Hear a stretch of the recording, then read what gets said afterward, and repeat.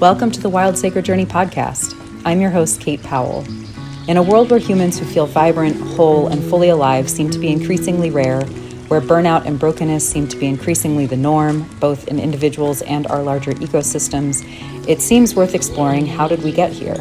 And more importantly, what perspectives or what cultural practices or what spiritual, ancestral, or animist wisdom processes might help us stay true to the spark and rhythm of our aliveness on this wild, heartbreaking, but ultimately rare and precious life. Thank you for being here. May these conversations help us to stay human in the face of dehumanizing forces. May they nourish our wild, tender hearts, and may they plant seeds which flourish into a more regenerative and vibrant future.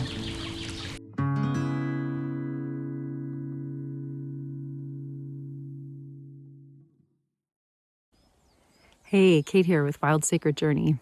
So a couple days ago was my birthday, my 40th birthday. And I don't know, my birthdays always kind of have me fairly reflective, self-reflective. I tend to spend them more in ceremony and pilgrimage than in partying. That's, some of that I think is personality. For a long time, I think I thought why... I should get better at letting people celebrate me, right? Partying and receiving and I probably could get better at all of those things, truthfully, but I don't know. Those never felt quite right to me. Those never felt like a real expression for me of me, in some ways. And so anyway, and a lot this year, and particularly I'm noticing as I'm sort of entering this phase of life, this next season of life that we might call midlife, right, is, it's just this, this realization, so much of how we celebrate birthdays is with kind of this me, right? It's my day. Everybody's supposed to celebrate me. There's a lot of that rhetoric out there. And, yes, of course, we each are miraculous beings deserving of, inherently deserving of love and celebration and blessing, right?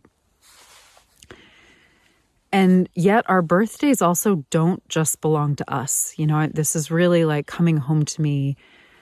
When we look at sort of more of our longer ago ancestors' kind of understandings of the world and, humanity's role in it and rites of passage and initiation and ceremony and all of that, what we can see is that there's this understanding that people go through their rites of passage. Individuals go through rites of passage. They go through initiations, not just for themselves, but also for the whole tribe or village or group, whatever we want to call it, right? For all their kin and for the beyond human kin, right? We go through rites of passage and initiation because those are the ways we know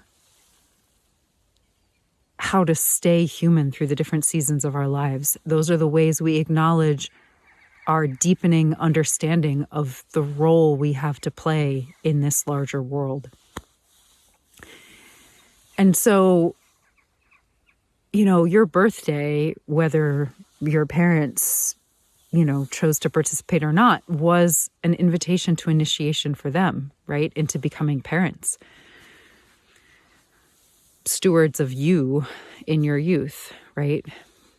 And again, they may or may not have embarked upon that initiation, and that may or may not have been, in many cases where they didn't, it was probably not a conscious choice. It was, a cultural poverty, a lack of elders and mentoring, a lack of an understanding that that's what that moment in time was or could have been.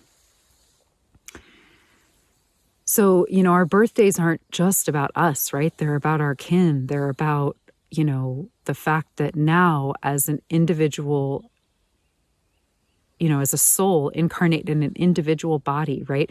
It's we go from this just massive energy of consciousness, universal consciousness, down into these individual forms.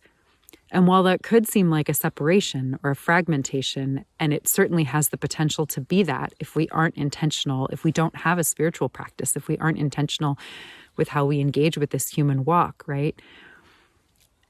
It's actually an invitation to relationship, because oneness can't really relate to itself. It just is. But once oneness gets splintered or, fragmented, or, kind of fractaled into these different shapes, suddenly now there's the potential for relationship. And where there's the potential for relationship, there's the potential for growth, for evolution, for love, for reconnection, healing, in the sense of like connection being a way that we heal the hurt of being fragmented into this individual walk, right? Into this individual body, into this individuated sense of self. While our soul still has this deep hunger for this oneness, this reconnection, this sense of belonging again to everything and to all things and to no thing, right? So, our birthdays are moments where we can grieve and celebrate that, we are each a miracle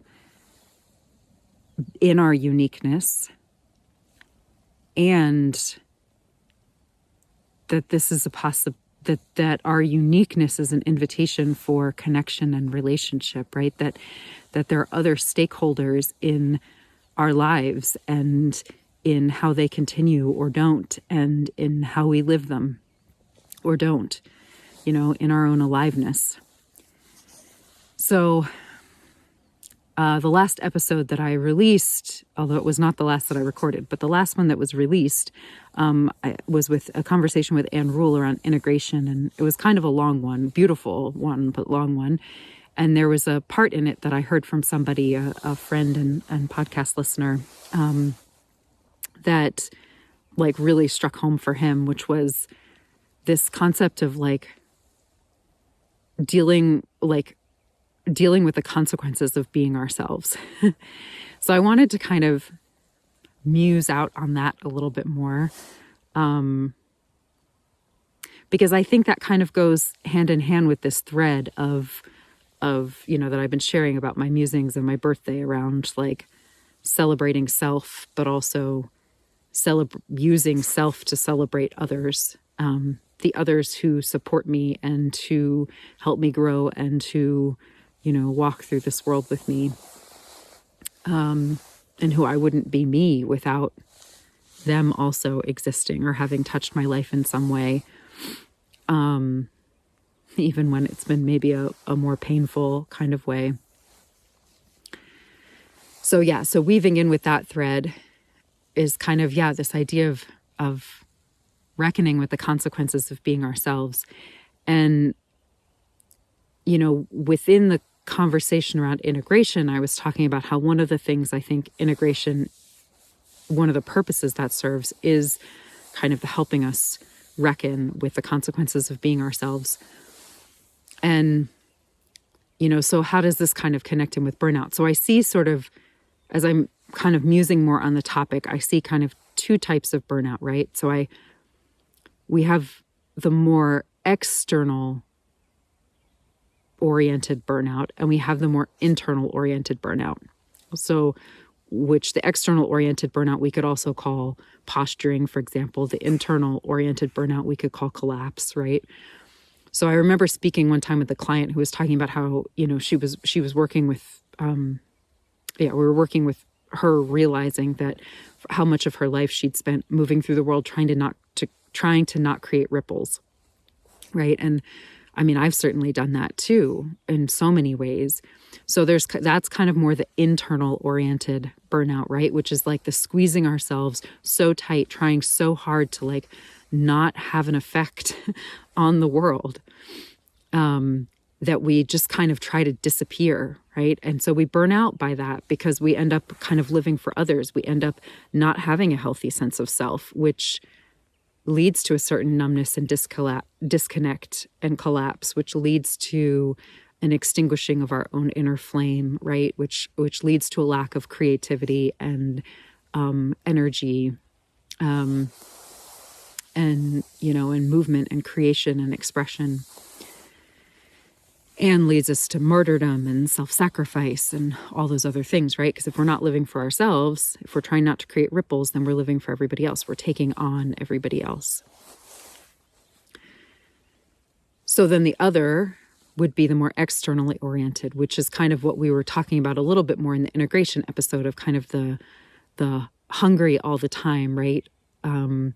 And the kind of constantly either constantly creating or constantly consuming. But either way, either totally like constantly emptying ourselves or constantly taking in too much. So often both at the same time, which leads to a burnout because we never slow down. We never stop to digest. We never stop to rest, right? We're hustling. And taking in, and the next training and the next this and the next that. So I would offer that both of those are actually a way of avoiding the consequences of being ourselves. One, by trying to literally avoid having any kind of effect on the world, right? Trying to play it so safe. No one's ever offended. No feathers are ever ruffled. No ripples are ever made, right? Leave no mark on the world.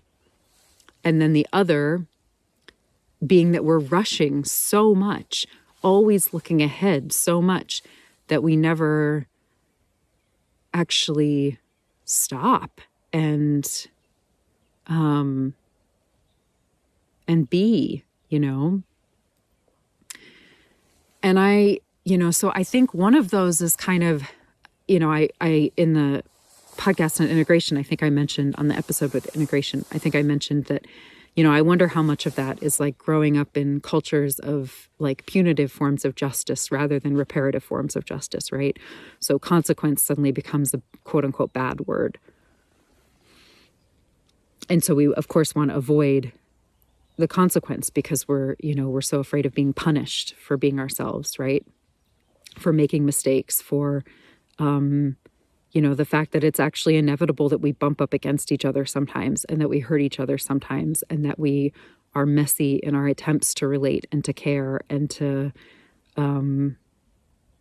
stand up for ourselves, right?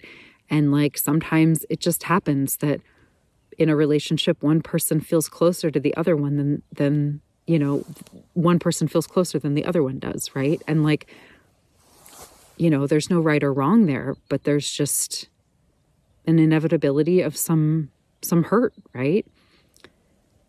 Rejection can be a form of love, actually, when it's an honest and kind rejection.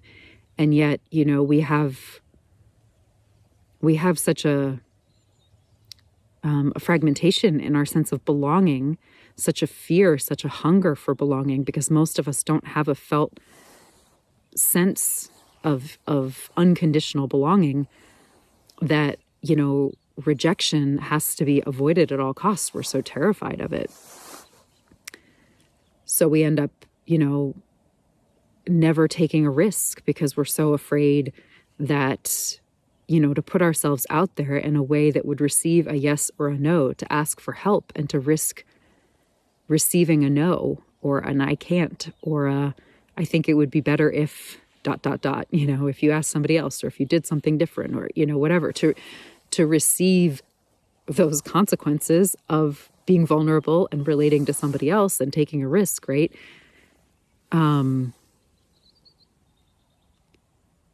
We try to avoid doing those because they feel we have such limited skill and capacity for them, And so much of that circles around these cultural poverties, right? Some of that is, again, I think this idea that, like this industrial idea that progress is always linear, right?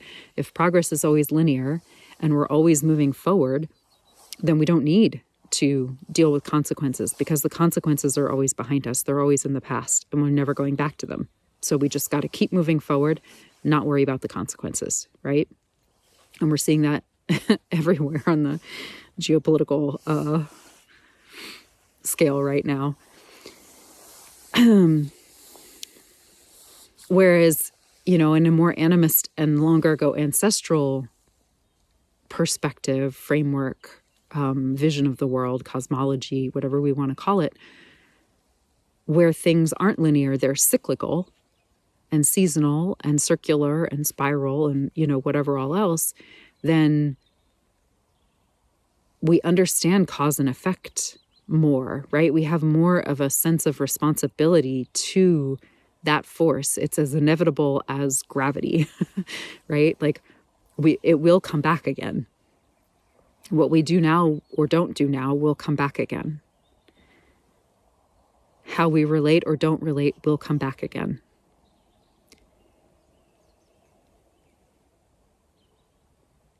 And I think, I've been thinking about this in terms of my birthday, and particularly as I approach midlife. It's just really been striking me how much I think when I was younger, I think I really believed you could just start over anytime, and that relationships were cheap, you could always find more. And that,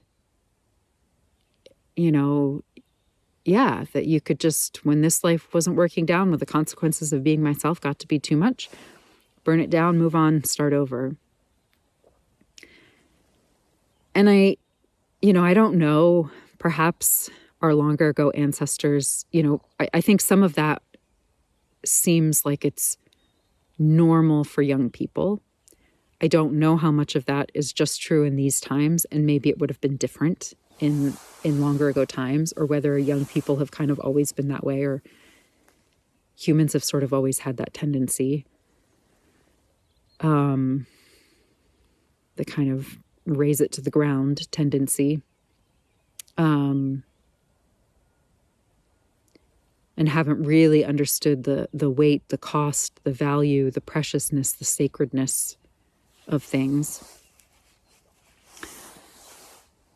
But yeah, it's gotten me, thinking about how, what if some of this sort of epidemic of burnout, which seems to really reach a tipping point around midlife, happens because we no longer have the abundance of energy of our youth. We no longer have sort of the level of just innate capacity to just keep starting over, right? Like we don't bounce as much when we fall, right? Like we're no longer as collagenous are, when we're kids, like we're still, we bounce, we heal a lot better after a fall because, we're mostly cartilage, right? We still aren't bones. And as we get older, our bones get more brittle and we lose some of our collagen, right? So like, that's what's happening on a physical level. But what if that also sort of happens energetically? And certainly that's some of what menopause, perimenopause is, and midlife hormonal shifts for men as well.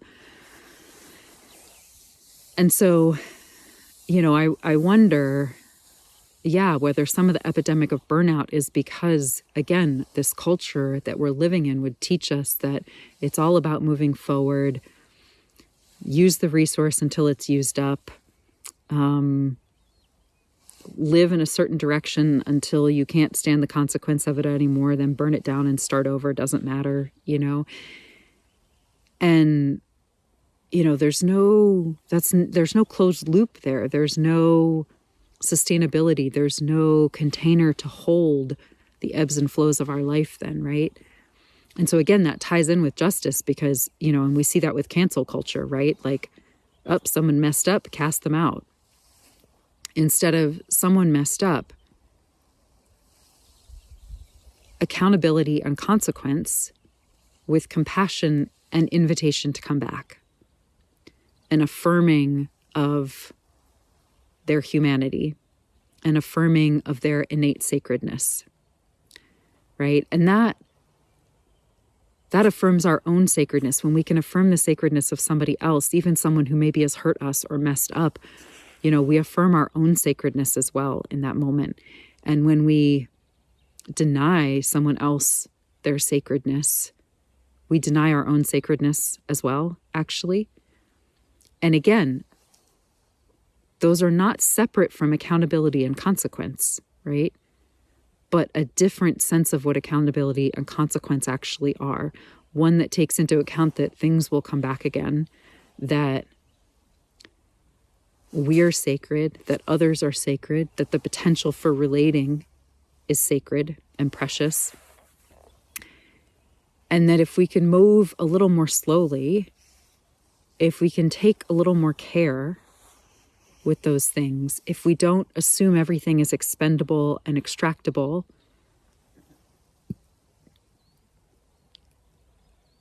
what might that mean, right? I think the world would look very different. I mean, I can feel in my own body and in my own self, like how differently I'm starting to move through the world as I'm like making this shift from this more internalized industrial mindset to this much more animist, spiritual, relational one, And yeah, I mean, it does mean I'm needing to learn some skills and build some capacity that I don't currently have, right? And yeah, sometimes it sucks. But there's also, I don't know, I'm finding anyway, this like really deep beauty in being of consequence and in tending to consequence.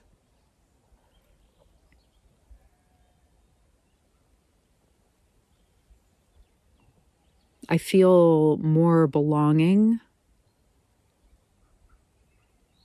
I feel more at home. I think it's a prerequisite. If we want to be at home in our bodies, if we want to feel at home in this world,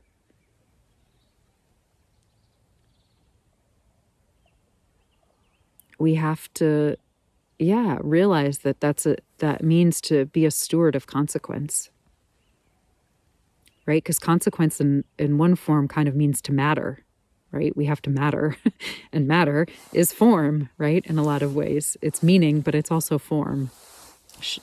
Something with weight, something with consequence, something tangible. So yeah, I don't know. What are your thoughts on all this? So this is just some live musing with me while I'm out on a walk. I should keep moving because the sun is setting and it's going to get quite cold soon.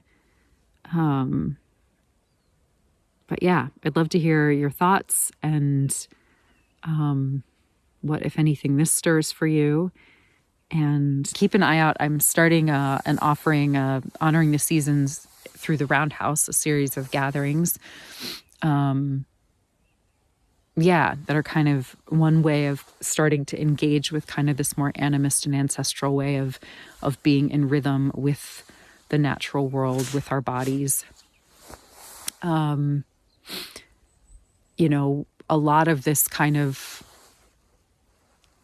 learning to matter or tending the consequences of being ourselves, that's a lot of what comes up in my bespoke one-on-one work with people. So, that might be an option too, if this is really resonating with you.